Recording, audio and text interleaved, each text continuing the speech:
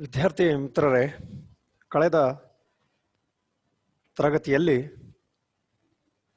ರಗಳೆ ಸಾಹಿತ್ಯದ ವಿಚಾರವಾಗಿ ನಾವು ಮಾತನಾಡಿದ್ವಿ. ರಗಳೆ ಅನ್ನುವಂಥದ್ದೊಂದು ದೇಶೀಯ ಛಂದಸ್ಸಾಗಿರುವಂಥದ್ದು. ಇದು ಕನ್ನಡ ಸಾಹಿತ್ಯದ ಒಂದು ಶ್ರೇಷ್ಠವಾದಂಥ ಸಾಲುಗಟ್ಟಿನೊಳಗೆ ನಿಲ್ಲಲು, ಅಷ್ಟೇ ಅಲ್ಲದೆ ರಗಳೆ ಅಂದರೆ ಹರಿಹರ ಅಂದರೆ ರಗಳೆ ಅನ್ನುವಂಥ ನಿಟ್ಟಿನಲ್ಲಿ ಇದು ಒಂದು ಪ್ರಸಿದ್ಧಿ ಪಡೆದಿರುವಂಥದ್ದು. ಇಲ್ಲಿ ಶಂಕರನು ಒಬ್ಬ ಕುಂಬಾರ ಗುಂಡಯ್ಯ ಅನ್ನುವಂಥ ವ್ಯಕ್ತಿಯ ನಿಷ್ಠತೆಯ ಬಗ್ಗೆ, ಆತ ತನ್ನ ಕಾಯಕದಲ್ಲಿ ಹೊಂದಿರುವ ಶ್ರೇಷ್ಠತೆಯ ಬಗ್ಗೆ, ಅಷ್ಟಲ್ಲದೆ ಶಿವನ ಪ್ರೀತಿಗೆ ಪಾತ್ರನಾಗಲು ಕಾರಣೀಭೂತನಾಗಿರುವಂತಹ ಆ ಕುಂಬಾರ ಗುಂಡಯ್ಯನ ಕಾಯಕ ವೈಶಿಷ್ಟ್ಯತೆಯನ್ನ ಇಲ್ಲಿ ಆಂತರಿಕವಾಗಿ ಮತ್ತು ಬಾಹ್ಯವಾಗಿ ಯಾವ ರೀತಿ ಆತ ಭಕ್ತಿಯಿಂದ ಇರ್ತಿದ್ದ, ಅವನ ಭಕ್ತಿಯ ಪರಾಕಾಷ್ಠತೆ ಹೇಗಿರ್ತಿತ್ತು, ಈ ಎಲ್ಲ ವಿಚಾರಗಳನ್ನ ನೋಡ್ತಾ ಹೋಗೋಣ. ಅಷ್ಟಲ್ಲದೆ ನಾನು ಕಳೆದ ಕ್ಲಾಸ್ನಲ್ಲೇ ಹೇಳಿದೆ, ಅವನು ಯಾವ ಭಾಗದಿಂದ, ಉತ್ತರ ಭಾಗದೊಳಿರ್ಪದು ಸಂತತ ಬಲ್ಲುಕೆ ಪುರವೆನಿಸಿರ್ಪದು ಅಲ್ಲಿರ್ಪಂ ಶಶಿಮೌಳಿಯ ಶರಣಂ ಸಲ್ಲಲಿತಂ ಮಾಯಾ ನಿರ್ವಹರಣಂ ಘಟಕ ಕಾಯಕ ಆಯತವಾಗಿರ್ಪದು ನಿಟಿಲಾಕ್ಷನ ನಟನೆಗೆ ನಲಿವಪ್ಪದು ಅನ್ನೋಂಥದ್ದು ಹೇಳ್ತಾರೆ. ಅಂದ್ರೆ ಅವನು ಮಾಡ್ತಿರುವಂತ ಕಾಯಕ ಶಿವನಿಗೆ ಬಹಳ ಪ್ರೀತಿಯನ್ನ ನೀಡುವಂಥದ್ದಾಗಿತ್ತು, ಮದವನ್ನು ನೀಡುವಂಥದ್ದಾಗಿತ್ತು. ಆತ ಕುಂಬಾರ ಗುಂಡಯ್ಯ ಆ ಮಡಿಕೆ ಕುಡಿಕೆಗಳನ್ನ ಬಾರಿಸ್ತಾ ಇರುವಂತ ಶಬ್ದ ನಾದ ಹೇಗೆ ಹೊಮ್ತಾ ಇತ್ತು ಅಂದ್ರೆ ಶಿವನು ಎದ್ದು ಕುಣಿಯೋ ಹಾಗೆ ಆತನ ನಾದ ಹೊಮ್ತಾ ಇತ್ತು ಅನ್ನುವಂಥದ್ದು. ಅದಕ್ಕೆ ಬಹಳ ಶಿವನಿಗೆ ಅಚ್ಚುಮೆಚ್ಚನಾಗಿರುವಂಥವನು ಯಾರು ಅಂದಿದ್ರೆ ಈ ಕುಂಬಾರ ಗುಂಡಯ್ಯ ಆಗಿದ್ದ ಅನ್ನುವಂಥದ್ದನ್ನು ಹೇಳ್ತಾರೆ. ಈ ರೀತಿ ಇರುವಂತಹ ಕುಂಬಾರ ಕುಂಬಾರ ಗುಂಡನೆನಿಪ್ಪುದು ಸೋಮಧರನ ಕಿವಿಗಿನಿದಾಗಿರ್ಪುದು. ಕುಂಬಾರ ಗುಂಡಯ್ಯ ಅಂದ್ರೆ ಸಾಕು, ಆತ ಮಾಡ್ತಿರುವಂತ ಕಾಯಕದ ಬಗ್ಗೆ ಈ ಶಿವನಿಗೆ ಬಹಳ ಇಂಪಾಗಿ ಕೇಳ್ತಾ ಇತ್ತು. ನೇಮಸ್ತಂ ನೇಮಸ್ತಂ ಶಿವ ಶಿವ ಭೂಮಿಯೊಳು ಉತ್ತಮಂ ಭಕ್ತಂ ಶಿವ ಶಿವ. ಈ ರೀತಿ ನೇಮಸ್ಥನಾಗಿರುವಂತಹ ನೇಮವನ್ನು ಮಾಡ್ತಿರುವಂತಹ ವ್ರತವನ್ನು ಕೈಗೊಳ್ತಿರುವಂತ ಯಾರು ಶಿವಭಕ್ತ ಈ ಭೂಮಿಯೊಳಗಿರುವಂತವನಾಗಿದ್ದ, ಅದು ಕುಂಬಾರ ಗುಂಡಯ್ಯ. ಮಾಡುವ ಕಾಯಕ ಅದೇನೆಂಬೆನೆಂ ನೋಡುವಡೆ ಎನಗದಿರ್ ಹಿಂದೆನ್ನೆಂತೆನೆಂ ಅನ್ನುವಂಥದ್ದು ಕೂಡ ಹೇಳ್ತಾರೆ. ಅಂದ್ರೆ ಅವನ ಕಾಯಕ ಏನ್ ಮಾಡ್ಲಿ ಅಂತ ಹೇಳ್ತಾರೆ. ಜಾಸ್ತಿ ಅದನ್ನ ವೈಶಿಷ್ಟ್ಯಪೂರ್ಣವಾಗಿ ವರ್ಣಿಸ್ಬೇಕಾದ್ರೆ ಹೇಳ್ತಾ ಇರ್ತಾರೆ ನೋಡು, ಅದ್ರ ಬಗ್ಗೆ ನಾನು ಏನ್ ಹೇಳಿ, ಅಷ್ಟೊಂದು ರಮ್ಯತೆಯನ್ನು ಕೂಡೈತೆ ಅಂತ ಹೇಳ್ತಾರಲ್ಲ, ಆ ರೀತಿ ವಿಚಾರವನ್ನ ಇಲ್ಲಿ ಹೇಳ್ತಾರೆ. ಇಲ್ಲಿವರೆಗೂ ನಾನು ಕಳೆದ ತರಗತಿಯಲ್ಲಿ ಹೇಳಿದ್ದೆ. ಮುಂದಿನದ್ದು ಏನು ಅನ್ನುವಂಥದ್ದು, ಆಧಾರವೇ ಆಧಾರಮಾಗಿರೆ ವೇದೆ ಚಕ್ರದ ಮೊಳೆತಾನಾಗಿರೆ ಮಿಗೆ ಷಟ್ಚಕ್ರಮೆ ಚಕ್ರಮದಾಗಿರೆ ಸೊಗೈಪ ನಾಭಿಯದಾಗಿರೆ ಕನಸಿನ ಕಾಯಂ ಮೃತಿಕೆಯಾಗಿರೆ ನೆನಹಂ ಚಟೆದಾರಂಗಳಾಗಿರೆ ಇಷ್ಟೇ ಪಿಡಿದುರುವ ದಂಡಮಂದಾಗಿರೆ ಮುಟ್ಟಿ ತಿರುವುದು ಜೀವನಂ ಆಗಿರೆ ಮಾಡುವ ಭಕ್ತಿ ಕಟಾಹಮದ್ದಾಗಲು ಕೂಡಿದ ಕರಣದೆ ಮರ್ದಿಸತ್ತಾಗಲು ಮಿಗೆ ಶೋಷಣದ ಆ ತಪದಿಂದ ಆಚರಿಸಿ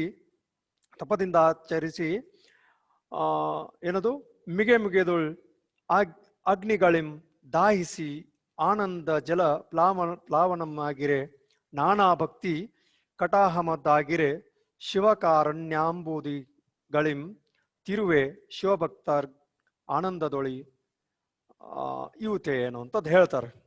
ಅಂದ್ರೆ ಈ ರಗಳೆ ವೈಶಿಷ್ಟ್ಯ ಏನು ಅಂದ್ರೆ ಒಂದನೇದ್ ಲೈನ ಮತ್ತು ಎರಡನೇ ಲೈನ ಒಂದು ರೀತಿಯಾದಂತ ಸಂಬಂಧ ಹೊಂದಿರತತಿ ಅನ್ನುವಂಥದ್ದು. ಅದಕ್ಕದು ತಾತ್ಪರ್ಯ, ಒಂದು ರೈಮ್ ಕೊಡೋದು ಅಂತ ಹೇಳ್ತಾರಲ್ಲ, ಒಂದು ಏನ್ ಹೇಳ್ತಾರ, ಅದಕ್ಕೆ ಒಂದು ರಾಗವಾಗಿ ಕಾಣುವಂಥದ್ದು.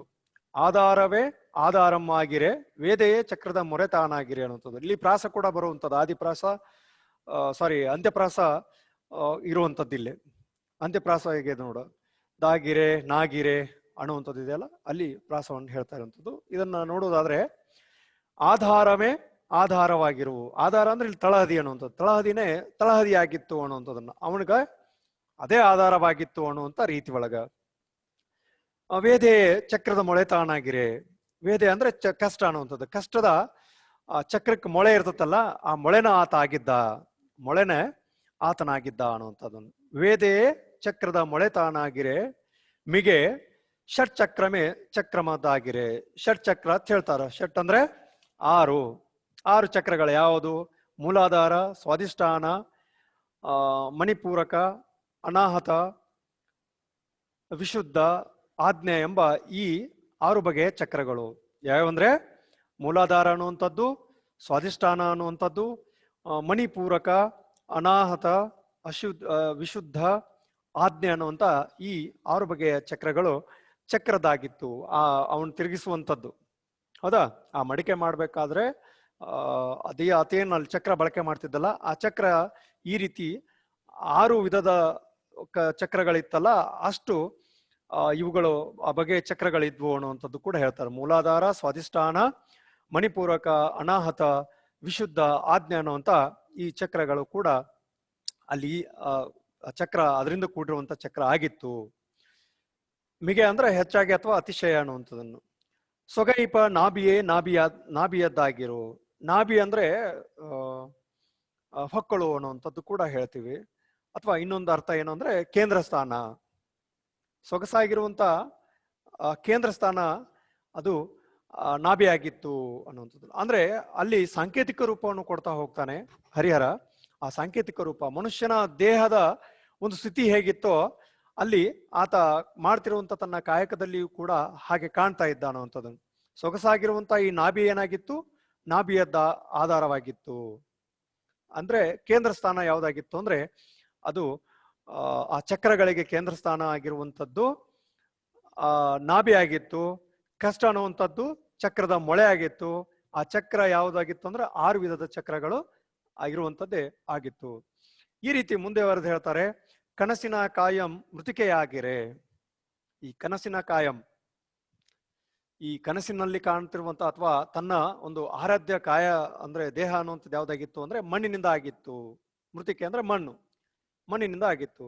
ಆ ಮಡಿಕೆಗೆ ಕೊಡುವಂತ ಒಂದು ರೂಪ ಅಥವಾ ದೇಹ ಅನ್ನುವಂಥದ್ದು ಅಥವಾ ಕಾಯ ಅನ್ನುವಂಥದ್ದು ಐತಲ್ಲ, ಅದು ಯಾವ್ದ್ರಿಂದ ಆಗಿತ್ತು ಅಂದ್ರೆ ಮಣ್ಣಿನಿಂದ ಆಗಿತ್ತು. ಕನಸಿನ ಕಾಯಂ ಮೃತಿಕೆಯಾಗಿರೆ ನೆನಹಂ ಚಟೆದಾರಂಗಳಾಗಿರೆ. ನೆನಹಂ ಅಂದ್ರೆ ನೆನಪು. ನೆನಪು ಏನಾಗಿತ್ತು ಅಂದ್ರೆ ಚಟೆದಾರಂಗಳಾಗಿರೆ ಅನ್ನುವಂತ ಮಾತನ್ನಲ್ಲಿ ಹೇಳ್ತಾರ. ಚಟೆದಾರಂಗಳು ಆಗಿರೆ. ಚಟೆದಾರ ಅಂದ್ರ ಇಲ್ಲಿ ಹೇಳೋ ಹಾಗೆ ಮಣ್ಣಿನಿಂದ ರೂಪುಗೊಂಡಿರುವಂತ ಈ ಏನು ಹಸಿ ಮಡಿಕೆಗಳು ಇರ್ತಾವಲ್ಲ, ಅವುಗಳನ್ನು ಪ್ರತ್ಯೇಕಿಸುವಂತ ಅಥವಾ ಪ್ರತ್ಯೇಕವಾಗಿ ತೆಗಿಯಾಕ, ಹಸಿಯಾಗಿರುವಂತ ಮಡಿಕೆಗಳನ್ನು ತೆಗಿಯಾಕ ಇರುವಂತದ್ದೇ ಒಂದು ದಾರ. ಅದು ಯಾವ್ದಂದ್ರೆ ಚಟೆದಾರ. ಚಟೆದಾರ ಅಂತೇಳಿ ಬಳಕೆ ಮಾಡ್ತಾರೆ. ಚಟೆದಾರ ಅಂದ್ರೆ ಈ ಮಣ್ಣಿನಿಂದ ರೂಪುಗೊಂಡಿರುವಂತ ಹಸಿ ಮಡಿಕೆಗಳನ್ನ ಪ್ರತ್ಯೇಕಿಸುವಂತ ಸಂದರ್ಭದೊಳಗೆ ಬಳಕೆ ಆಗ್ತದದು ಆ ದಾರ. ಅದು ಆ ನೆನಪು ಅನ್ನುವಂಥದ್ದು ಏನಾಗ್ಬಿಟ್ಟದ ಅಂದ್ರೆ ಚಟೆದಾರ ಆಗಿದೆ. ಯಾವುದು ಅಂದ್ರೆ ನಾವಿಲ್ಲಿ ಅವನ ವಿಚಾರಧಾರೆಗೆ ಒಳ್ಳೆಯದನ್ನ ನೆನಪಿನಲ್ಲಿ ಇಟ್ಕೊಳ್ತೀವಿ, ಕೆಟ್ಟದನ್ನ ಇಟ್ಕೋಬಾರ್ದು ಅನ್ನುವಂತ ರೀತಿ ಒಳಗ ಇಲ್ಲಿ ಮಣ್ಣಿನಿಂದ ರೂಪುಗೊಂಡಿರುವಂತ ಹಸಿ ಮಡಿಕೆಗಳನ್ನ ಪ್ರತ್ಯೇಕಿಸಕ್ ಯೂಸ್ ಮಾಡುವಂತ ದಾರ ಯಾವುದು ಅಂದ್ರೆ ಇದು ಚಟೆದಾರ. ಹಿಂಗಾಗಿ ಅವನು ಯಾವಾಗ್ಲೂ ತನ್ನ ಮನಸ್ಸನ್ನ ಅಥವಾ ತನ್ನ ಒಂದು ಮನದಲ್ಲಿ ಶಿವನ ಒಂದು ಆರಾಧನೆ ಅಡಕವಾಗಿತ್ತು ಅನ್ನುವಂಥ ವಿಚಾರವನ್ನ ಇಲ್ಲಿ ಹೇಳ್ತಾರೆ. ಮುಂದಿನ ಪದ್ಯದ ಸಾಲುಗಳಲ್ಲಿ ನೋಡೋದಾದ್ರೆ, ನಿಷ್ಠೆಯೇ ಪಿಡಿದುರು ದಂಡಮಾಗಿರೆ. ನಿಷ್ಠೆ ಅನ್ನುವಂಥದ್ದು ಅವನು ಹೊಂದಿರುವಂತ ನಿಷ್ಠೆ ಅನ್ನುವಂಥದ್ದು ಏನಾಗೈತಿ? ಪಿಡಿಯುವುದುರು ಅಂದ್ರೆ ಹಿಡಿದು ತಿರುಗಿಸುವಂತ ಒಂದು ದಂಡವಾಗಿತ್ತು, ಕಟ್ಟಿಗೆ ಆಗಿತ್ತು.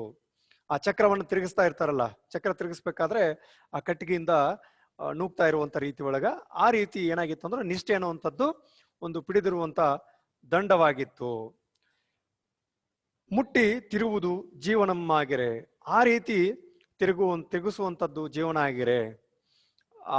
ತನ್ನ ಯಾವ ರೀತಿ ಮನುಷ್ಯ ಉಸಿರನ್ನ ಬಳಕೆ ಮಾಡಿಕೊಂಡು ಬದುಕ್ತಾನೋ ಅದೇ ತರಹ ಅಲ್ಲಿ ಅವನ ಮುಟ್ಟಿ ತಿರುವುದ್ರೆ ಸಾಕು, ಅದು ತನ್ನ ಜೀವಂತಿಕೆಯನ್ನ ಆ ಚಕ್ರ ಪಡ್ಕೊಳ್ತಿತ್ತು ಅನ್ನುವಂಥ ವಿಚಾರವನ್ನು ಇಲ್ಲಿ ಹೇಳ್ತಾರೆ. ಮಾಡುವ ಭಕ್ತಿ ಕಟಾಹಮದ್ದಾಗಲು. ಕಟಾಹಮದ್ದಾಗಲು ಅಂದ್ರೆ ಇಲ್ಲಿ ಕಡಾಯಿ ಅನ್ನುವಂಥದ್ದನ್ನು ಅವನು ಮಾಡ್ತಿರುವಂತ ಭಕ್ತಿ ಎಂತದಂದ್ರೆ ಕಡಾವಿ ಇದ್ದ ಹಾಗೆ, ಅದರೊಳಗೆ ನಾವು ಬೇರೆ ಬೇರೆ ಪರಿಕರಗಳನ್ನ ಹಾಕೊಳ್ತೀವಲ್ಲ ಆ ತರ. ಕಟಾಹಮದ್ದಾಗಲು ಕೂಡಿದ ಕರಣದೆ ಮರ್ದಿಸುತ್ತಾಗಲು. ಕೂಡಿದಂತ ಕರಣದೆ ಅಂದ್ರೆ ಇಂದ್ರಿಯಗಳೇನಾಗಿದೆ ಮರ್ದಿಸುತ್ತಾಗಲು. ಹೌದಾ? ಈ ರೀತಿ ಮಾಡುವ ಭಕ್ತಿ ಕಡಾವಾಗಿರುವಂಥದ್ದು. ಕಡಾಹ ಅಂದ್ರೆ ಕಡಾಯಿ ಎತ್ ಹೇಳ್ತೀವಿ ನೋಡಿ, ಕಡಾಯಿಗೆ ಎತ್ ಹೇಳ್ತೀವಲ್ಲ ಅದು ಕಡಾಹವಾಗಿರೆ ಕೂಡಿದ ಕರಣದೆ ಏನಾಗೈತಿ ಇದು ಮರ್ದಿಸುತ್ತಾಗಲು. ಅಂದ್ರೆ ಹೊಂದುವಂತ ರೀತಿಯನ್ನ ಹೇಳ್ತಾ ಇರುವಂಥದ್ದು. ಅಂದ್ರೆ ಇಂದ್ರಿಯಗಳು ಯಾವ ರೀತಿ ವರ್ತಿಸ್ತಾವೆ, ಯಾವ ರೀತಿಯಾಗಿ ನಡೆದುಕೊಳ್ತಾವೆ ಆ ಕರಣದೆ ಅನ್ನುವಂಥದ್ದು ಹೇಳ್ತಾರೆ. ಇಂದ್ರಿಯ ಮಿಗೆ ಶೋಷಣ ದಾತಪದಿಂದ ಆಧರಿಸಿ ಅನ್ನುವಂಥ ಮಾತು. ಮಿಗೆ ಶೋಷಣ ದಾತಪದಿಂದ ಆಧರಿಸಿ. ಈ ರೀತಿ ಇರ್ಬೇಕಾದ್ರೆ ಅತಿಶಯವಾಗಿರುವಂಥದ್ದು, ಹೆಚ್ಚಾಗಿರುವಂಥದ್ದು ಏನಂದ್ರೆ ಈ ಶೋಷಿತ ತಾತಪದಿಂದ ಕೂಡಿರುವಂಥದ್ದು. ಆತ ಕುತ್ಕೊಂಡು ಧ್ಯಾನ ಮಾಡ್ತಿದ್ದಿಲ್ಲ, ತನ್ನ ಕಾಯಕದಲ್ಲಿಯೇ ನಿರತನಾಗಿ ಕಾರ್ಯತಪನಾಗಿ ಇರ್ತಿದ್ದ ಅನ್ನುವಂಥದ್ದು. ಬಗೆ ಮಿಗೆ ಶೋಷಿತ ಆಗಿರಲು ಶೋಷಣ ದಾತಪದಿಂದ ಆತರಿಸಿ ಮಿಗಿಯಲ್ ಉದರಾಗ್ನಿಗಳಿಂ ದಾಹಿಸಿ. ಆ ರೀತಿ ಆ ಕುಡಿಕೆಗಳನ್ನ ಮಾಡಿದ ನಂತರ ಸುಡುವಂತ ಒಂದು ಪ್ರಕ್ರಿಯೆ ಕೂಡ ಇರುವಂಥದ್ದು. ಬಗೆ ಮಿಗಲ್ ಉದರ ಅಂದ್ರೆ ಹೊಟ್ಟೆ, ಉದರದ ಅಗ್ನಿಗಳಿಂ ದಾಹಿಸಿ. ಅದನ್ನ ಹೇಗೆ ಅಂದ್ರೆ ಹೊರಗೆ ಅವನು ಯಾವ ರೀತಿ ಕಾಯಕವನ್ನು ಮಾಡ್ತಾ ಇದ್ದಾನೋ ತನ್ನ ಆಂತರಿಕ ಬದುಕು ಕೂಡ ಹಾಗಿತ್ತು ಅನ್ನುವಂಥದ್ದು ಕೂಡ ಅಲ್ಲಿ ಹೇಳ್ತಾರೆ. ಈ ರೀತಿ ಶೋಷಣದ ತಪದಿಂದ ದಿಂದ ಆಧರಿಸಿ ಅವನು ಕಾಯಕ ಮಾಡ್ತಾ ಇದ್ದನೋ ಹಾಗೆ ಅವುಗಳನ್ನ ದಾಹಿಸುವಂಥದ್ದು, ಸುಡುವಂಥದ್ದು ಯಾವ ರೀತಿಯಾಗಿತ್ತು ಅಂದ್ರೆ ಹೊರಗೆ ಯಾವ ರೀತಿ ಸುಡ್ತಾ ಇದ್ದನೋ ಆ ರೀತಿ ತನ್ನ ಉದರದಿಂದಲೂ ಕೂಡ ಕಷ್ಟ ಕಾರ್ಪಣ್ಯಗಳನ್ನ ಕಂಡ್ಕೊಳ್ತಾ ಇದ್ದ ಅನ್ನುವಂಥದ್ದು. ಯಾವ ರೀತಿ ಅಂದ್ರೆ ಈಗ ಹೊಟ್ಯಾಗ ಬೆಂಕಿ ಬಿತ್ತು ಅಂತ ಹೇಳ್ತಾರಲ್ಲ, ಹೊಟ್ಯಾಗ ಬೆಂಕಿ ಬಿತ್ತು ಅಂದ್ರೆ ಏನ್ ಬೆಂಕಿ ಬೀಳೋದಲ್ಲ, ಅದರ ಒಂದು ಪದ ತಾತ್ಪರ್ಯವನ್ನ ನೋಡಿದ್ರೆ ಅವನು ಕಷ್ಟವನ್ನು ಅನುಭವಿಸ್ತಾ ಇರುವಂತ ರೀತಿ ಒಳಗ ಆ ರೀತಿ ಅವನ ಉದರದಲ್ಲಿಯೂ ಕೂಡ ಅಗ್ನಿಗಳಿಂದ ಏನ್ ಮಾಡ್ತಾ ಇದ್ದ, ದಾಹಿಸ್ತಾ ಇದ್ದ ಅನ್ನುವಂಥದ್ದು ಕೂಡ ಇಲ್ಲಿ ಆ ವಿಚಾರವನ್ನು ಹೇಳ್ತಾರೆ. ಮುಂದೆ ಆನಂದ ಜಲ ಪ್ಲಾವನಂ ಆಗಿರೆ ನಾನಾ ಭಕ್ತಿ ಕಟಾಹಮದ್ದಾಗಿರೆ ಶಿವಕಾರುಣ್ಯ ಅಂಬುಗಳಿಂ ತೀವುತೆ ಶಿವಭಕ್ತರ್ಗ್ ಆನಂದದೊಳ್ ಈವುತೆ ಅನ್ನುವಂತ ಮಾತು ಬರುತ್ತೆ. ಇಲ್ಲಿ ಈ ರೀತಿ ತನ್ನ ಕಷ್ಟ ಕಾರ್ಪಣ್ಯಗಳ ಜೊತೆಗೆ ಯಾವ ರೀತಿ ಬದುಕನ್ನ ನೂಗ್ತಾ ಇದ್ದನೋ ಹಾಗೆ ಆ ಕಾಯಕದಲ್ಲಿಯೂ ಕೂಡ ತನ್ನ ಒಂದು ನಿಷ್ಠತೆಯನ್ನು ಕೂಡ ಅವನು ಹೊಂದಿದ್ದ ಅನ್ನುವಂಥದ್ದು. ಆನಂದ ಜಲ ಪ್ಲಾವನನ್ನಾಗಿರೆ, ಆತ ಆನಂದ ಜಲದಲ್ಲಿಯೇ ತೇಲ್ತಾ ಇದ್ದ. ಪ್ಲಾವನ ಅಂದ್ರೆ ತೇಲುವುದು ಅಂತ ಹೇಳ್ತಾನೆ. ಹೌದಾ? ಪ್ಲಾವನ ಅಂದ್ರೆ ತೇಲೋದು ಅನ್ನುವಂಥದ್ದು. ಆ ರೀತಿ ಅಲ್ಲಿ ಸ್ಥಿತಿಯನ್ನು ಕೂಡ ಹೇಳ್ತಾ ಇರುವಂಥದ್ದು. ಏನದು? ಆನಂದ ಬಾಷ್ಪ ಅಥವಾ ಆನಂದ ಜಲ ಅಂತ ಹೇಳ್ತೀವಲ್ಲ, ಆ ಆನಂದದಲ್ಲಿ ಆತ ಏನ್ ಮಾಡ್ತಾ ಇದ್ದ, ತೇಲ್ತಾ ಇದ್ದ. ತನ್ನ ಕಾಯಕದಲ್ಲಿಯೇ ಯಾವುದೋ ಅದು ಕಷ್ಟ ಅನಿಸ್ತಿರ್ಲಿಲ್ಲ ಅವನಿಗೆ, ಆ ಕಾಯಕ ಕಷ್ಟ ಅನಿಸ್ತಾ ಇರ್ಲಿಲ್ಲ, ಅದರಲ್ಲಿಯೇ ತನ್ನ ಒಂದು ಆನಂದದ ಜಲದಲ್ಲಿ ತೇಲಾಡಿದಂಗೆ ಆಗ್ತಾ ಇತ್ತು. ಆ ರೀತಿ ಒಂದು ಅನುಭವನ ಪಡ್ಕೊಳ್ತಿದ್ದ. ನಾನಾ ಭಕ್ತಿ ಕಟಾಹಮದ್ದಾಗಿರಲು. ಹೌದಾ? ನಾನಾ ಭಕ್ತಿಗಳನ್ನ ಆತ ಏನ್ ಮಾಡ್ತಾ ಇರುವಂಥದ್ದು, ಅನುಭವಿಸ್ತಾ ಇರುವಂಥದ್ದು, ಹಲವಾರು ಭಕ್ತ ಸ್ಥಿತಿಗಳನ್ನ. ಹೌದಾ? ಇಲ್ಲಿ ನೋಡಿದಿವಲ್ಲ, ಯಾರು ಮಾದರ ಚೆನ್ನಯ್ಯ ಯಾವ ರೀತಿ ತನ್ನ ಭಕ್ತಿ ಯಾರಿಗೂ ಗೊತ್ತಾಗದೆ ಹಾಗೆ ಆತ ಏನ್ ಮಾಡ್ತಿದ್ದ, ಒಂದು ಕಾಡಿನೊಳಗೆ ಹೋಗಿ ಹುಲ್ಲು ತರಕ್ ಹೋದಾಗ ಅಲ್ಲಿ ಲಿಂಗಾರ್ಚನೆಯನ್ನ ಯಾವ ರೀತಿ ಮಾಡ್ತಾ ಇದ್ದನೋ ಇಲ್ಲಿ ಕೂಡ ಈತ ಹಾಗೆ ಬೇರೆ ಬೇರೆ ರೀತಿಯಾದಂತಹ ಆ ಕಡಾಯಿ ರೀತಿ ಒಳಗ ತನ್ನ ಭಕ್ತಿಯ ಒಂದು ಭಕ್ತಿ ಕ್ರೋಢೀಕರಿಸಿರುವಂತ ನೆಲೆಯನ್ನ ಇಲ್ಲಿ ಹೇಳ್ತಾರೆ. ಕಡಾಮದ್ದಾಗಿರೆ ಅಂದ್ರೆ ಕ್ರೋಢೀಕರಿಸಿರುವಂತ ಭಕ್ತಿ ಆತನದಾಗಿತ್ತು. ಶಿವಕಾರುಣ್ಯ ಅಂಬುಗಳಿಂ ತೀವುದೆ. ಈ ಶಿವಕಾರುಣ್ಯ ಅನ್ನುವಂಥದ್ದು ಏನಾಗಿದೆ, ಅಂಬುಗಳಿಂದ ತೀವುದೆ ಅಂದ್ರೆ ತುಂಬಿದೆ. ಶಿವಭಕ್ತರಿಗೆ ಆನಂದದೊಳ್ ಈವುತೆ. ಆ ಶಿವಭಕ್ತನಾಗಿರುವಂತ ಈತ ಯಾವಾಗ್ಲೂ ಆನಂದದಿಂದ ತುಂಬಿರ್ತಿದ್ದ ಅನ್ನುವಂತ ವಿಚಾರವನ್ನ ಇಲ್ಲಿ ಹೇಳ್ತಾರೆ. ಈ ರೀತಿ ಅಂದ್ರೆ ಆ ಕುಂಬಾರಗುಂಡೆಯ ಉತ್ತರ ಭಾಗದೊಳಿರುವಂತಹ ಯಾವಾಗ್ಲೂ ನೆಲೆ ನಿಂತಿರುವಂತಹದ್ದು ಎಲ್ಲಿ ಅಂದ್ರೆ ಬಲ್ಲುಕೆಪುರ ಅನ್ನುವಂತಲ್ಲಿ ಆತ ಒಬ್ಬ ಯಾರ ಶಿವಶರಣಾಗಿದ್ದ ಅಂದ್ರೆ ಶಶಿಮೌಳಿಯ ಶಿವನ ಒಬ್ಬ ಶರಣನಾಗಿದ್ದ. ಆತನಲ್ಲಿ ಚಲವಾದ ಮಾಯಾಂಗರನಾಗಿರುವಂತಹ ಶಿವನನ್ನ ಹರನನ್ನ ಕಾಣ್ತಾ ಇದ್ದ. ತಾನು ಆ ಮಡಿಕೆಗಳನ್ನ ಮಾಡುವಂತ ಒಂದು ಆನಂದ ಕೊಡುವಂತ ಕಾಯಕದೊಳಗೆ ಆತ ನಿರತನಾಗಿದ್ದ. ಆತ ಶಿವನ ಒಂದು ನಟನೆಗೆ ನಲಿ ಒಪ್ಪುವಂತ ರೀತಿ ಒಳಗಿದ್ದ ಅನ್ನುವಂಥದ್ದು.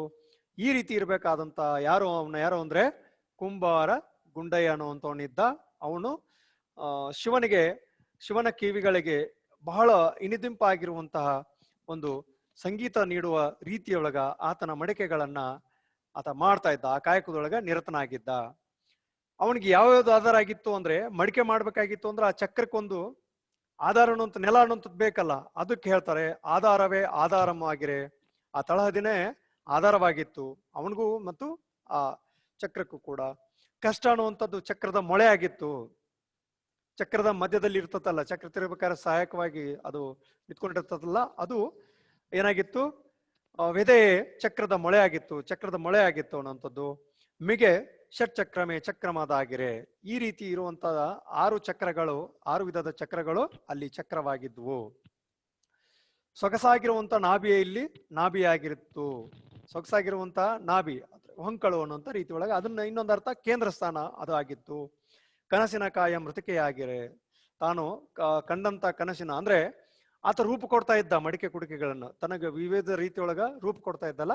ಹಿಂಗಾಗಿ ತಾನು ಯಾವುದು ಕನಸನ್ನು ಕಾಣ್ತಾ ಇದ್ದನೋ ಆ ಕನಸಿನ ಕಾಯ, ಆ ಕನಸಿನ ದೇಹ ಆ ಮಣ್ಣಿನಿಂದ ಆಗ್ತಿತ್ತು. ಅವನ ನೆನಪು ಅನ್ನುವಂಥದ್ದು ಯಾವ್ದಾಗಿತ್ತು ಅಂದ್ರೆ ಮಣ್ಣಿನಿಂದ ರೂಪುಗೊಂಡಿರುವಂತಹ ಈ ಹಸಿ ಮಡಿಕೆಗಳನ್ನ ಪ್ರತ್ಯೇಕಿಸುವಂತಹ ರೀತಿ ಒಳಗ ಅವನ ನೆನಪುಗಳು ಇರ್ತಾ ಇದ್ವು. ಒಳ್ಳೆಯದನ್ನ ಇಟ್ಕೊಳ್ಳೋದು, ಕೆಟ್ಟದನ್ನ ಬಿಸಾಕೋದು ಅನ್ನುವಂಥ ರೀತಿ ಒಳಗ ಆತನ ನೆನಪು ಇತ್ತು. ಅವನ ನಿಷ್ಠೆ ಅನ್ನುವಂಥದ್ದು ಹೇಗಿತ್ತು ಅಂದ್ರೆ ಆ ಚಕ್ರವನ್ನ ತಿರುಗುವಂತ ಒಂದು ದಂಡವಾಗಿತ್ತು, ಕಟ್ಟಿಗೆ ಆಗಿತ್ತು ಅನ್ನುವಂಥದ್ದು. ಆ ಚಕ್ರ ತಿರುಗಿಸಲು ಇವಾಗೇನು ಮಷಿನ್ ಹಾಕಿ ಬಟನ್ ಸ್ಟಾರ್ಟ್ ಮಾಡಿದ್ರೆ ಸಾಕು ಚಕ್ರ ತಿರುಗಕ್ಕೆ ಆರಂಭಿಸ್ತಾರೆ. ಬೆಲ್ಟ್ ಹಾಕಿ ಚಕ್ರ ತಿರುಗಿಸ್ತಾರೆ ಅನ್ನೋದು. ಮೊದಲು ಆ ತರ ಇರ್ಲಿಲ್ಲ, ತಿರುಗಿಸ್ತಾ ಇದ್ರು ಹಾಗೆ ಚಕ್ರವನ್ನ ಮ್ಯಾನುವಲ್ ಆಗಿ ತಿರುಗಿಸ್ತಾ ಇದ್ರು. ಹೀಗಾಗಿ ಅದು ಆತನ ನಿಷ್ಠೆ ಅನ್ನುವಂಥದ್ದು ಏನಾಗಿತ್ತು ಅಂದ್ರೆ ಅವನು ಹಿಡಿದು ತಿರುಗಿಸುವಂತ ದಂಡವಾಗಿತ್ತು. ಮುಟ್ಟಿ ತಿರುಗುವುದು ಜೀವನಮ್ಮಾಗಿರೆ, ಮಾಡುವ ಭಕ್ತಿ ಕಟಾಹಮದ್ದಾಗಿಲು. ಈ ರೀತಿ ಇರುವಂತ ಆತನ ಭಕ್ತಿ ಏನಾಗಿತ್ತು, ಕಡಾವಿ ಆದಂಗಾಗಿತ್ತು, ಎಲ್ಲವನ್ನ ಸೇಕರಿಸಿಕೊಳ್ಳುವಂಥದ್ದಾಗಿತ್ತು. ಕೂಡಿದ ಕರಣದೆ ಮರ್ದಿಸುತ್ತಾಗಲು. ಈ ರೀತಿ ಇರುವಂತಹ ಕರಣದೆ ಅಂದ್ರೆ ಇಂದ್ರಿಯಗಳು ಏನಾಗ್ತಾ ಇತ್ತು, ಮರ್ದಿಸುವತ್ತಾಗಲು, ಅಥವಾ ಆತ ತನ್ನ ಇಂದ್ರಿಯಗಳನ್ನ ತನ್ನ ಹದ್ವಸ್ನಲ್ಲಿ ಇಟ್ಕೊಂಡಿರುವಂತ ಸ್ಥಿತಿಯನ್ನು ಹೇಳ್ತಾನೆ. ಮಿಗೆ ಶೋಷಣ ದಾತಪದಿಂದ ಆಧರಿಸಿ. ಈ ರೀತಿ ಇರುವಂತ ಆತ ಒಂದು ಶೋಷಣ ದಾತಪದಲ್ಲಿ ಆಧಾರವಾಗಿತ್ತು ಅನ್ನುವಂಥದ್ದು.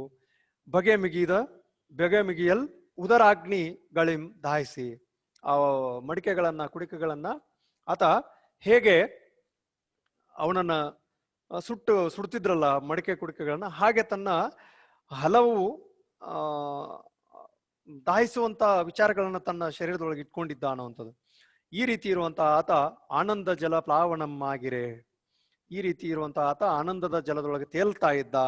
ನಾನಾ ಭಕ್ತಿ ಕಟಾಹಮದ್ದಾಗಿದೆ. ಆತ ನಾನಾ ಭಕ್ತಿಯ ಸ್ಥಿತಿಯನ್ನ ಶಿವನಿಗೆ ಪ್ರೀತಿಗೆ ಪಾತ್ರನಾಗಿದ್ದ. ಶಿವಕಾರುಣ್ಯಂಬುಗಳಿಂ ತಿಳಿಯುವುದೇ.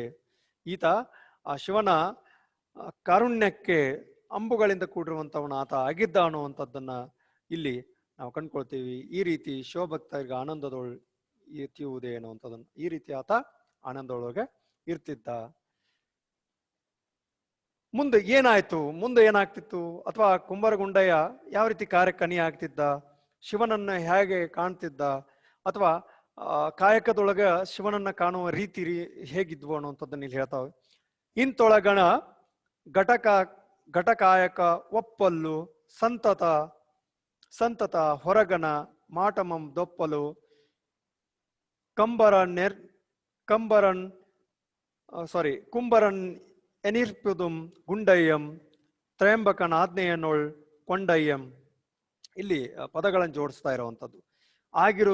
ಆಗಿರುತ್ತ ಒಂದಿವಸಂ ನಡೆತಂದಂ ನಾಗಾಭರಣ ಆಲಯಕ್ಕೆ ಐತಂದಂ ಅನ್ನುವಂಥದ್ದು.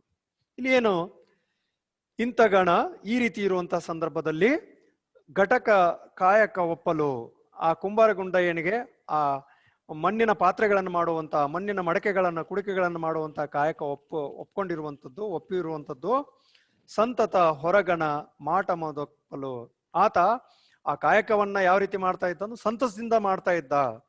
ಆತ ಸಿಟ್ಟು ಸೆಡೆಯಿಂದನೋ ಅಥವಾ ಅನಿವಾರ್ಯ ಇದೆ ಅಂತ ಹೇಳಿ ಮಾಡ್ತಾ ಇರ್ಲಿಲ್ಲ. ಆ ಕಾಯಕದೊಳಗೆ ಆತ ಬಹಳ ಸಂತಸದಿಂದ ಕಾಣ್ತಾ ಇದ್ದ.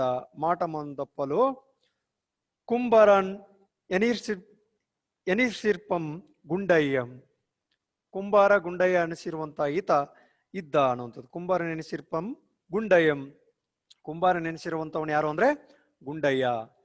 ತ್ರಯಂಬಕನ ಆಜ್ಞೆಯೊಳ್ ಕೊಂಡಯ್ಯಂ, ಆತ ಯಾರು ತ್ರಯಂಬಕ ಅಂದ್ರೆ ಶಿವ, ಶಿವನ ಆಜ್ಞೆಯ ಹಾಗೆ ಆತ ಕಾಯಕ ಮಾಡ್ತಿದ್ದ ಅನ್ನುವಂಥದ್ದು. ದೇವ್ರ ಇಚ್ಛೆ ಅಂತ ಹೇಳ್ತೀವಲ್ಲ ಆ ತರ ಆತ ಆ ಕಾಯಕ ಮಾಡ್ತಾ ಇದ್ದ. ಆಗಿರುತ್ತ ಒಂದಿವಸಂ ನಡೆತಂದಂ ನಾಗಾಭರಣ ಆಲಯಕ್ಕೆ ಐತಂದಂ. ಏನ್ ಮಾಡ್ತಾನ, ಒಂದು ದಿನ ಶಿವನ ದೇವಾಲಯಕ್ಕೆ, ಶಿವನ ಅಂದ್ರೆ ನಾಗಾಭರಣ ಆಲಯಕ್ಕೆ ಐತಂದಂ ಅಂದ್ರೆ ಆತ ಯಾರು ಅಂದ್ರೆ ಶಿವ. ನಾಗಾಭರಣ, ನಾಗವನ್ನ ಆಭರಣವನ್ನಾಗಿ ಧರಿಸಿಕೊಂಡವನು ಯಾರು ಅಂದ್ರೆ ಶಿವನು ಅನ್ನುವಂಥದ್ದು. ಈ ರೀತಿ ಇರ್ಬೇಕಾದ್ರೆ ಒಂದು ದಿವಸ ಏನಾಯ್ತು, ನಡೆತಂದಂ ನಾಗಾಭರಣ ಆಲಯಕ್ಕೆ ಐತಂದಂ, ಶಿವನ ಒಂದು ದೇವಾಲಯಕ್ಕೆ ಬಂದ ಅನ್ನುವಂಥದ್ದನ್ನು. ಮುಂದೆ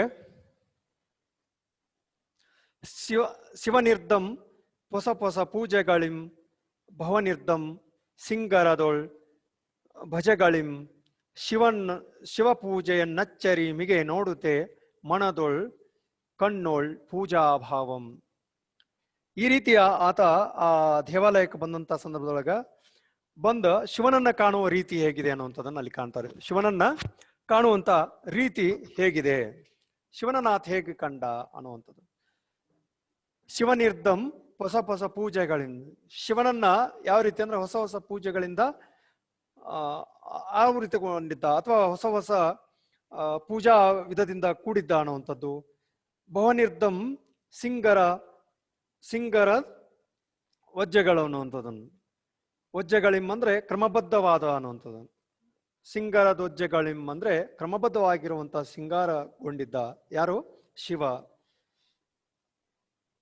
ಶಿವನಿರ್ದಂ ಹೊಸ ಹೊಸ ಪೂಜೆಗಳಿಂ, ಶಿವನಿಗೆ ಏನಿತ್ತು, ಹೊಸ ಹೊಸ ರೀತಿಯಾದಂತಹ ಪೂಜೆಗಳನ್ನು ಮಾಡಲಾಗ್ತಿತ್ತು. ಭವನಿರ್ದಂ ಸಿಂಗರದ ಓಜಗಳಿಂ ಅಂದ್ರೆ ಕ್ರಮಬದ್ಧವಾಗಿರುವಂಥದ್ದು ಅನ್ನುವಂಥದ್ದು. ಈ ರೀತಿ ಆತನಿಗೆ ಕ್ರಮಬದ್ಧವಾಗಿ ಪೂಜೆ ಪುರಸ್ಕಾರ ನಡೀತಾ ಇತ್ತು. ಶಿವಪೂಜೆ ನಚ್ಚರಿ ಮಿಗೆ ನೋಡುತ್ತೆ, ಶಿವಪೂಜೆಯನ್ನ ಆತ ಬಹಳ ಅಚ್ಚರಿಯಿಂದ ಮಿಗೆ ಅಂದ್ರೆ ಹೆಚ್ಚಾಗಿ ಅನ್ನುವಂಥದ್ದು ನೋಡುತ್ತೆ. ಮನದೊಳ್ ಕಣ್ಣೊಳ್ ಪೂಜಾ ಭಾವದಿ, ಆ ಶಿವನನ್ನ ಮನಸ್ಸಿನೊಳಗ ಭಾವದೊಳಗ ಪೂರ್ತಿಯಾಗಿ ತುಂಬಿಕೊಂಡ. ಶಿವಪೂಜೆ ನಚ್ಚರಿ ಮಿಗೆ ನೋಡುತ್ತೆ ಮನದೊಳ್ ಕಣ್ಣೋಳ್ ಪೂಜಾ ಭಾವದಿಂ, ಆತ ಏನ್ ಮಾಡಿದ, ಕಂಡ್ಕೊಂಡ. ಯಾರೋ ಶಿವನನ್ನ ಆತ ಯಾರೋ ಕುಂಬಾರಗುಂಡಯ್ಯ ಕಂಡ್ಕೊಂಡ. ಮುಂದಿನ ಪದ್ಯದೊಳಗೆ ನೋಡುವುದಾದ್ರೆ, ನೆನಹಿನಲ್ ಒಪ್ಪುವ ಶಂಕರ ಭಾವಂ ಬಿಡದಿರೆ ತನ್ನಯ ಮನೆಗೈ ತಂದಂ ಕಡುನಿಷ್ಠೆಯ ಭರದಿಂದೈತಂದಂ ಊಟಂ ನಿದ್ರೆ ಮನಮಿಲ್ಲ ಇಲ್ಲಂ ನೋಟಂ ನುಡಿಗೆಡೆ ಇಲ್ಲ ಎಡೆ ಇಲ್ಲಂ. ಆತ ಆ ಶಿವನನ್ನ ಪೂಜೆಗೈಯುವಂಥದ್ದಾಗಿರ್ಬೋದು, ಆತನನ್ನ ಕಾಣುವ ಒಂದು ರೀತಿ ನಿಯಮಗಳಾಗಿರ್ಬೋದು, ಈ ರೀತಿ ಆ ಶಿವನನ್ನ ಅಲ್ಲಿ ಏನವನು ತನ್ನ ಮನಸ್ಸಿನ ಮುದ್ರೆಯೊಳಗ ಅಚ್ಚ ಹಾಕಿಕೊಂಡಾಗೆ ಆತ ತನ್ನ ಮನದೊಳಗ ಕಣ್ಣೊಳಗ ಪೂಜಾಭಾವದಿಂದ ಶಿವನನ್ನ ಕಂಡನಲ್ಲ, ಅದನ್ನ ಮನೆಗೆ ಬಂದು ಕೂಡ ನೆನಿತಾ ಇದ್ದಾನು. ನೆನಹಿನಲ್ ಲೊಪ್ಪುವ ಶಂಕರ ಭಾವಂ, ನೆನಪಿನೊಳಗೆ ಇರುವ ರೀತಿಯೊಳಗ ಆ ಶಂಕರನ ಭಾವ ಇತ್ತು.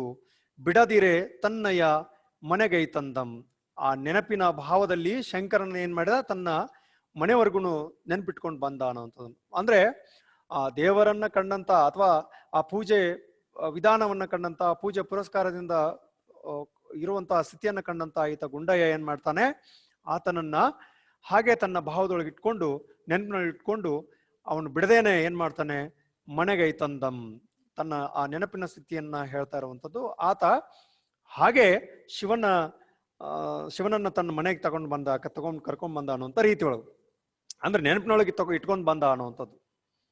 ಮತ್ತೆ ಅದನ್ನ ಮನೆಗೈ ತಂದ ಅಂದ್ರೆ ಹೆಂಗ್ ಮನೆಗೆ ಇಟ್ಕೊಂಡ್ ಬಂದೇನು ಕರ್ಕೊಂಡ್ ಬಂದೇನು ಅನ್ನುವಂಥದ್ದಲ್ಲ. ಆ ರೀತಿ ತನ್ನ ನೆನಪಿನೊಳಗ ಮತ್ತು ಭಾವದೊಳಗ ಶಿವನನ್ನ ಕಂಡ. ಕಡುನಿಷ್ಠೆಯ ಭರದಿಂದ ಐತಂದಂ ಊಟಂ ನಿದ್ರೆಗೆ ಮನವಿಲ್ಲ ಇಲ್ಲಂ ನೋಂಟಂ ನುಡಿಗೆಡೆ ಎಡೆ ಇಲ್ಲಂ. ಆತನನ್ನ ನೋಡ್ ಬಂದಂತ ಆತ ಶಿವನನ್ನೇ, ಸಾಕ್ಷಾತ್ ಶಿವನನ್ನೇ ಕಾಣ್ತಾ ಇದ್ದ. ಅವನ ಪ್ರತಿಬಿಂಬನೇ ಎಲ್ಲಿ ಕಂಡ್ರು ಕಾಣೋ ಆ ರೀತಿ ಒಳಗಿತ್ತು. ಈ ರೀತಿ ಕಡು ನಿಷ್ಠೆಯಿಂದ ಭರದಿಂದ ಶಿವನನ್ನ ತಂದಿದ್ದ. ಊಟ ನಿದ್ರೆ ಮನವಿಲ್ ಇಲ್ಲಂ ಅನ್ನುವಂಥದ್ದು, ಊಟ ಮಾಡ್ಬೇಕು ನಿದ್ರೆ ಮಾಡ್ಬೇಕು ಅನ್ನುವಂಥದ್ದು ಆತನ ಮನಸ್ಸಿನೊಳಗೆ ಇರ್ಲೇ ಇಲ್ಲ. ನೋಟಂ ನುಡಿಗೆಡೆಗೆ ಎಡೆ ಇಲ್ಲಂ, ನೋಡುವಂಥದ್ದು ಮಾತನಾಡುವಂಥದ್ದು ಏನೂ ಇರ್ಲಿಲ್ಲ. ಎಲ್ಲವೂ ಶಿವನ ಒಂದು ಆವರಿಸ್ಕೊಂಡಿರುವಂತ ರೀತಿ ಒಳಗ ಆತ ಇದ್ದ. ನೆನಪಿನೊಳಗ ಮತ್ತು ಭಾವದೊಳಗೆ ಏನ್ ಮಾಡಿದ, ಶಿವನನ್ನ ತನ್ನ ಮನೆಗೈ ತಂದಂ, ತನ್ನ ಮನಭಾವಕ್ಕೆ ಅನ್ನುವಂಥದ್ದು ತಗೊಂಡು ಬಂದ. ಕಡು ನಿಷ್ಠೆಯಿಂದ ಭರದಿಂದ ತಂದಂ, ಬಹಳ ನಿಷ್ಠೆಯಿಂದ ಭಕ್ತಿಯಿಂದ ಆತನನ್ನ ಜ್ಞಾಪಿಸ್ಕೊಳ್ತಾ ಇದ್ದ ಅನ್ನುವಂಥದ್ದು, ಕಾಣ್ತಾ ಇದ್ದ ಅನ್ನುವಂಥದ್ದು. ಮುಂದೆ ಊಟ ನಿದ್ರೆ ಅನ್ನುವಂಥದ್ದು ಆತನ ಮನಸ್ಸಿನೊಳಗೆ ಇರಲಿಲ್ಲ. ಆತ ನೋಟಂ ಅಂದ್ರೆ ನೋಡೋದು ಅನ್ನುವಂಥದ್ದು, ನುಡಿಗೆಡೆಗೆಲೆ ಇಲ್ಲಂ ಅನ್ನುವಂಥದ್ದು ಕೂಡ ಇಲ್ಲಿ ಹೇಳ್ತಾರೆ. ಆತ ನುಡಿಯುವಂಥದ್ದು ನೋಡುವಂಥದ್ದು ಕೂಡ ಕಡಿಮೆ ಇಲ್ಲವೇ ಇಲ್ಲದಂಗ ಆಯ್ತು ಅನ್ನುವಂಥ ವಿಚಾರ. ಅಂದ್ರೆ ಆತ ಆ ಭಾವದಿಂದ ನೋಡ್ತಾ ಇದ್ದ.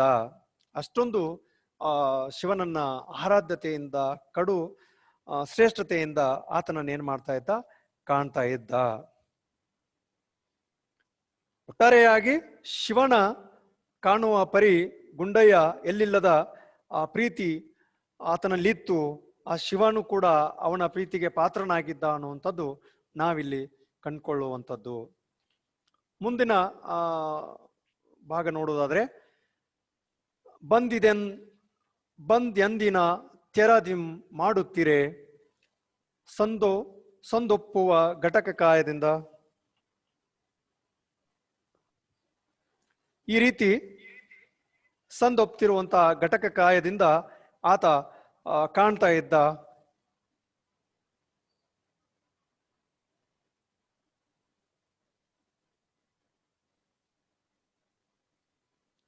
ಆ ಘಟಕ ಕಾಯವನ್ನ ಕಾಣ್ತಾ ಇರುವಂಥದ್ದು. ಮುಂದೆ ಏನಾಯ್ತು ಅನ್ನುವಂಥದ್ದು ಕೂಡ ಇಲ್ಲಿ ಹೇಳ್ತಾ ಹೋಗ್ತಾರೆ. ಬಂದೆಂದಿನ ತೆರದಿಂ ಮಾಡುತ್ತೀರೆ ಸಂದೊಪ್ಪುವ ಘಟಕಾಯಕ ದಿಂದಿರೆ ನೇಮದ ಪೂಜೆಗಳೊಳ್ ಅಳವಡುತ್ತೀರೆ ಕಾಮಹರಂ ನಲಿದಾಡುತ್ತೀರೆ ತಟಪಟ ತಂದನ ದಿಂದಿಕಂ ಎನಿಸುವ ತಟಕಂ ದಟ ಧಿಕಟ ತಟಕೆನಿಸುವ ಮಡಿಕೆಯ ದನಿ ಆವುಜದ ಸುನಾದಂ.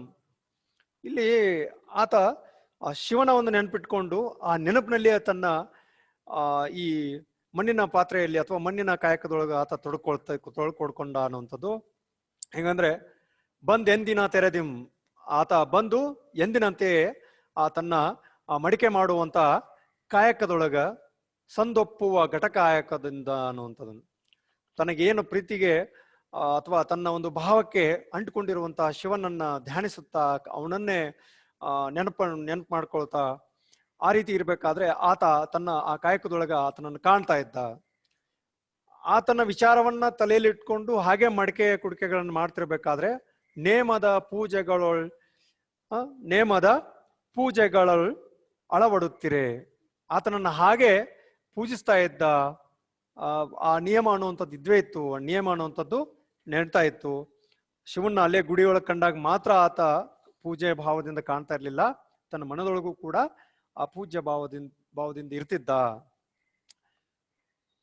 ಕಾಮಹರಣಂ ಕಾಮಹರಂ ನಲಿ ನಲಿದಾಡುತ್ತಿರೆ. ಇಲ್ಲಿ ಕಾಮಹರಂ ಅಂದ್ರೆ ಶಿವನ ಅನ್ನುವಂಥದ್ದು.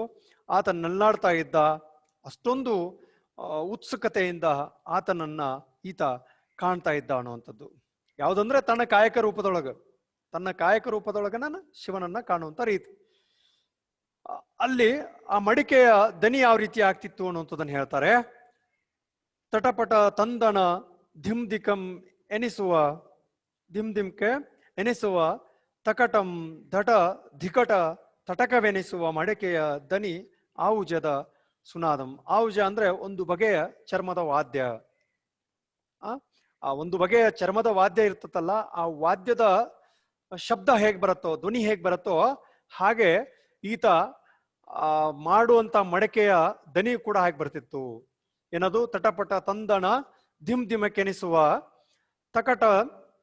ತಕಟಂ ಧಟ ಧಿಕಟ ತಟಕವೆನಿಸುವ ಮಡಿಕೆಯ ದನಿ ಆವುಜದ ಸುನಾದಂ ಅನ್ನುವಂಥದನ್ನು. ಆ ಚರ್ಮದ ವಾದ್ಯದಿಂದ ಯಾವ ರೀತಿ ನಾದ ಹೊಮ್ತಿತ್ತಲ್ಲ, ಆ ರೀತಿ ಮಡಿಕೆಯಿಂದ ಈ ರೀತಿ ನಾದ ಹೊಣ್ತಿತ್ತು ಅನ್ನುವಂಥದ್ದು ಕೂಡ ನಾವಿಲ್ಲಿ ಕಂಡ್ಕೋಬೇಕಾಗ್ತತಿ.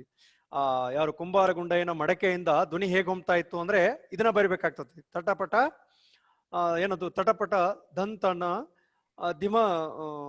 ದಿಂದಿಮೆಕೆನಿಸುವ, ತಟಕಂ ಧಟ ದಿಕಟ ತಟಕವೆನಿಸುವ ಮಡಿಕೆಯ ಆ ಧ್ವನಿ ಹೊಮ್ತಾ ಇತ್ತು. ಯಾವ ರೀತಿ ಅಂದ್ರೆ ಒಂದು ಚರ್ಮದ ವಾದ್ಯ ಯಾವ ರೀತಿ ಹೊಮ್ತಾ ಇತ್ತೋ ಅಷ್ಟೊಂದು ಸೊಗಸಾಗಿ ಈ ಮಡಿಕೆಯಿಂದ ಆ ಧ್ವನಿ ಅಥವಾ ದನಿ ಹೊಮ್ತಾ ಇತ್ತು ಅನ್ನೋದು. ಈ ರೀತಿ ಮಡಕೆಯ ದನಿ ಹೊಣ್ತಾ ಇರ್ಬೇಕಾದ್ರೆ, ಹೌದಾ, ಆತ ಶಿವನ ಭಕ್ತಿಯಿಂದ ಕಣ್ಕೊಂಡು, ಶಿವನ ಒಂದು ನೆನಪನ್ನ ಮಾಡಿಕೊಂಡು, ಶಿವನ ಭಾವದಿಂದ ಇಟ್ಕೊಂಡು ತನ್ನ ಕಾಯಕವನ್ನ ಮಾಡ್ತಾ ಅಣಿ ಆಗ್ತಿದ್ನಲ್ಲ, ಆತ ತನ್ನ ಕಾಯಕ ಮಾಡ್ತಾ ಮಡಿಕೆಯನ್ನ ಟೆಸ್ಟ್ ಮಾಡ್ತಾ ಇದ್ದಾನೋ ಅಂತ ರೀತಿ ಒಳಗೆ ನಾವು ಕಂಡ್ಕೋಬಹುದು. ಇಲ್ಲಿ ಆ ಮಡಿಕೆಗಳು ಸರಿಯಾಗಿ ಬೇದಿದಾವೋ ಇಲ್ಲೋ ಅನ್ನೋಂಥದನ್ನ ಬಾರಿಸಿ ನೋಡ್ತಾರಲ್ಲ, ಆ ಬಾರಿಸಿದಾಗ ಹೊಮ್ಮುವ ನಾದಕ್ಕ ಶಿವನ ಮನಸ್ಥಿತಿ ಹೇಗಿರ್ತಿತ್ತು ಅನ್ನುವಂಥದ್ದು ಮುಂದಿನ ಈ ಪದ್ಯದೊಳಗೆ ಹೇಳ್ತಾರೆ.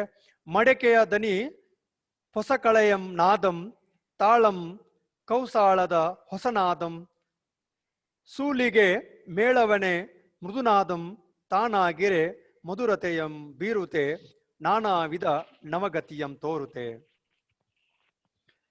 ಆ ಮಡಿಕೆಯಿಂದ ಆ ನಾದ ಹೊಮ್ತಿತ್ತಲ್ಲ, ಅದು ಹೇಗೆ ಇತ್ತು ಅನ್ನುವಂಥದ್ದನ್ನು ಹೇಳ್ತಾರೆ. ಮಡಿಕೆಯ ದನಿ ಹೊಸ ಕಳೆಯ ನಾದಂ. ಈ ಮಡಿಕೆಯಿಂದ ಬರುವಂತ ಧ್ವನಿ ಅಥವಾ ಶಬ್ದ ಅಥವಾ ನಾದ ಅನ್ನುವಂಥದ್ದು ಏನಿತ್ತಲ್ಲ, ಅದು ಹೊಸ ರೀತಿಯ ಒಂದು ನಾದವಾಗಿ ಹೊಮ್ಮಿತ್ತು.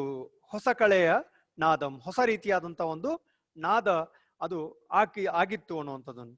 ತಾಳಂ ಕೌಸಾಳದ ಹೊಸನಾದಂ. ಹೌದಾ, ಈ ನಾದ ಆ ಮಡಿಕೆಯ ಧ್ವನಿಯಾಗಿ ಬಂದ್ರೆ, ಈ ತಾಳಂ ಅನ್ನುವಂಥದ್ದು ಹೆಂಗಂದ್ರ ಕೌಸಾಳದ ಹೊಸನಾದದ ರೀತಿಯೊಳಗೆ ಬರ್ತಾ ಇತ್ತು. ತಾಳಂ ಕೌಸಾಳದ ಹೊಸನಾದಂ, ಆ ಕೌಸಾಳದ ಹೊಸನಾದದ ಹಾಗೆ ಅದು ಬರ್ತಾ ಇತ್ತು. ಸೂಲಿಗೆ ಮೇಳವೆನೆಯ ಮೃದುನಾದಂ. ಇಲ್ಲಿ ಶೂಲಿಗೆ ಅಂದ್ರೆ ಶಿವ, ಶಿವ ಅಂದ್ರೆ ಶಿವನ ಜೊತೆಗಿರುವಂತ ಮೇಳವಣೆ. ಮೇಳವಣೆ ಅಂದ್ರೆ ಶಿವನ ಹಿಂದೆ ಇರುವಂತ ದೇವಗಣ ಏನಿದೆ ಅಲ್ಲ ಅದು. ಶೂಲಿಗೆ ಮೇಳವಣೆಯ ಮೃದನಾದಂ. ಶಿವನಿಗೆ ಅಥವಾ ಶಿವನ ಜೊತೆಗೆ ಏನಾಗ್ತಾ ಇತ್ತು, ಒಂದು ಮೃದುವಾದಂತ ಅದು ನಾದವಾಗಿ ಹೊಮ್ತಾ ಇತ್ತು. ತಾನಾಗಿರೆ ಮಧುರತೆಯಂ ಭೀರುತೆ. ಈ ರೀತಿ ಆತ ಮಧುರತನವನ್ನ ಬೀರ್ತಾ ಇರುವಂತ ಒಂದು ಮಡಕೆಯ ಧ್ವನಿ ಹೊಮ್ತಾ ಇತ್ತು. ನಾನಾ ವಿಧ ನವಗತಿಯ ತೋರುತೆ. ನಾನಾ ವಿಧದ ನವಗತಿಯನ್ನ ಆ ಮಡಿಕೆ ತೋರ್ತಾ ಇತ್ತು. ಮುಂದೆ ಹೊರಗಲ್ಲಾಡಲು ಶಿವನೊಳಗಾಡಲು. ಹೌದಾ, ಹೊರಗ ಆತ ಅವುಗಳನ್ನು ಬಾರಿಸ್ತಾ ಬಾರಿಸ್ತಾ ಹೆಜ್ಜೆ ಹಾಕ್ತಾ ಇದ್ರೆ ಆತನ ಮನಸ್ಸಿನೊಳಗೆ, ಅವನ ಭಾವದೊಳಗೆ ಶಿವ ಆಡ್ತಾ ಇದ್ದ ಅನ್ನುವಂಥದ್ದು ಕೂಡ ಇಲ್ಲಿ ಹೇಳ್ತಾರೆ. ಹೊರಗಾಡಲು ಶಿವನೊಳಗಾಡಲು ತೆರಹಿಲ್ಲದ ಪುಳಕಂಗಳ್ ಮೂಡಲು. ಹೊರಗಾಲಾಡಲು ಒಳಗೆ ಶಿವ ಆಡ್ತಾ ಇದ್ದ, ಹೊರಗ ಆತ ಬಾರಿಸ್ತಾ ಆ ನಾದವನ್ನು ಅನುಭವಿಸ್ತಾ ಇರ್ಬೇಕಾದ್ರೆ ತನ್ನ ಮನಸ್ಸಿನ ಭಾವದೊಳಗ ಶಿವನು ಆಡ್ತಾ ಇದ್ದ. ತೆರೆ ಇಲ್ಲದ ಪುಳಕಂಗಳ್ ಮೂಡಲು ಅನ್ನುವಂಥದ್ದು. ತೆರೆ ಇಲ್ಲದಂದ್ರ ತಡೆ ಹಿಡ್ಲಾರ್ದಂತಹ, ಪುಳಕವನ್ನ ಮೂಡುವಂತಹ ಪುಳಕವನ್ನು ನೀಡಿಸುವಂತಹ ರೋಮಾಂಚನಗೊಳ್ಳುವಂತಹ ಆ ಶಬ್ದ ಹೊಮ್ತಾ ಇತ್ತು ಅನ್ನೋಂಥದ್ದು. ತಡೆ ಇಲ್ಲದ ಪುಳಕಂಗಳ್ ಮೂಡಲ್, ಪುಳಕಗಳು ಮೂಡುವಂತಹ ಆ ಶಬ್ದ ಹೊಮ್ತಾ ಇತ್ತು, ದನಿ ಹೊಮ್ತಾ ಇತ್ತು. ಬಂದದನ್ ಅರಿಯದೆ ಹೋದನ್ನರಿಯದೆ, ಬಂದರನ್ನರಿಯದೆ ಹೋದರನ್ನರಿಯದೆ, ನಿಂದರನ್ನರಿಯದೆ ನೆರೆದರನ್ನರಿಯದೆ, ಊಟವನ್ನರಿಯದೆ ನಿದ್ರೆಯನ್ನರಿಯದೆ. ಅವನ ಸ್ಥಿತಿ ಹೇಗಿತ್ತು ಅನ್ನೋಂಥದ್ದನ್ನು ಹೇಳ್ತಾರೆ. ಏನದು, ಯಾರು ಬಂದ್ರು, ಯಾರು ಹೋದ್ರು, ಯಾರು ನಿತ್ರು, ಯಾರನ್ನು ಮಾತಾಡಿಸಿದ್ರು, ಯಾರು ಮುಂದೆ ಇದ್ರು, ಊಟ ನಿದ್ರೆ ಅನ್ನುವಂಥದ್ದು ಏನೂ ಆತನಿಗಿರ್ಲಿಲ್ಲ. ಆತ ಯಾವ ರೀತಿ ಅಂದ್ರೆ ಶಿವನ ಒಂದು ಆರಾಧನೆಯಲ್ಲಿ ಆತ ತಲ್ಲಿನ ಆಗ್ಬಿಟ್ಟಿದ್ದ ತನ್ನ ಆ ಕಾಯಕದ ಮುಖೇನ. ಇಲ್ಲಿ ನಾನು ಮತ್ತೆ ಮತ್ತೆ ಹೇಳ್ತಾ ಇರ್ತೀನಿ, ಈ ಶರಣರ ವಚನ ಸಾಹಿತ್ಯ ಅನ್ನುವಂಥದ್ದು ಅಥವಾ ವಚನದ ಸ್ಥಿತಿ ಹೇಗಿದೆ ಅಂದ್ರೆ ಕಾಯಕದ ಮುಖೇನವಾಗಿ ಶಿವನನ್ನ ಕಾಣುವಂಥದ್ದು, ದೇವರನ್ನು ಕಾಣುವಂಥದ್ದು. ಕುತ್ಕೊಂಡು ಧ್ಯಾನ ಮಾಡೋದು ಅಥವಾ ಪೂಜೆ ಪುರಸ್ಕಾರ ಮಾಡೋದು ಅದರಿಂದ ಶಿವನ ಕಾಣೋದಿಲ್ಲ, ತನ್ನ ಕಾಯಕದೊಳಗೆ ಕಾಣ್ತಾನನ್ನುವಂಥ ವಿಚಾರ ಯಾವ ರೀತಿ ಹೇಳ್ತಾರಲ್ಲ ಅದೇ ಇಲ್ಲಿ. ಹೊರಗ ತನ್ನ ಒಂದು ಕಾಯಕ ಮಾಡ್ತಾ ಇರ್ಬೇಕಾದ್ರೆ ಒಳಗೆ ಶಿವನು ಕೂಡ ತನ್ನ ಆ ಮನಸ್ಸಿನೊಳಗೆ ಆಡ್ತಾ ಇದ್ದ. ಅದು ತಡೆ ಇಲ್ಲದ ರೋಮಾಂಚನಗೊಳ್ಳುವಂಥದ್ದು ಸಂದರ್ಭ ಅದಾಗಿತ್ತು. ಯಾರು ಬಂದ್ರು, ಯಾರು ಹೋದ್ರು, ಯಾರು ನಿಂತ್ರು, ಯಾರು ನೆರೆದ್ರು ಅನ್ನುವಂಥದ್ದು ಏನು ಗೊತ್ತಾಗ್ತಾ ಇರಲಿಲ್ಲ. ಅವನ ಊಟ ನಿದ್ರೆಯು ಕೂಡ ಇರ್ಲಿಲ್ಲ ಅಂತ ಹೇಳ್ತಾರೆ. ಮುಂದೆ ಇನ್ನೆರಡು ಲೈನ್ ಇರುವಂಥದ್ದು, ತೂಗಾಡುತ್ತೆ ಮಡಕೆಗಳಂ ಬಾರಿಸಿ ಜೋಗಂ ಬೋಗುತ್ತಂ ನೆರೆ ಬಾರಿಸಿ. ಈ ರೀತಿ ಆ ಮಡಕೆಗಳನ್ನ ಬಾರಿಸ್ತಾ, ಕುಡಿಕೆಗಳನ್ನು ಬಾರಿಸ್ತಾ, ಜೋಗ ಬೋಗುತ್ತಂ ನೆರೆ ಬಾರಿಸಿ, ಬಾರಿಸ್ತಾ ಬಾರಿಸ್ತಾನೆ ಆತ ಏನ್ ಮಾಡ್ತಾ ಇದ್ದ, ತನ್ನ ಮೈ ಮರಿತಾ ಇದ್ದ. ಅಷ್ಟೊಂದು ಆ ನಾದದಲ್ಲಿ ಆತ ಹೊಮ್ಮಿದ. ಇದು ಕೂಡ ಶಿವನಿಗೆ ಬಹಳ ಪ್ರೀತಿ. ಮತ್ತೆ ತನ್ನ ಒಂದು ನಾದಕ್ಕೂ ಕೂಡ ಹೊಮ್ಮುವಕ್ಕೆ ಸಾಧ್ಯ ಆಗತ್ತೆ. ಶಿವನು ಕೂಡ ಅದಕ್ಕೆ ಬೇರೆ ಆಗಿರುವುದಿಲ್ಲ ಅನ್ನುವಂಥ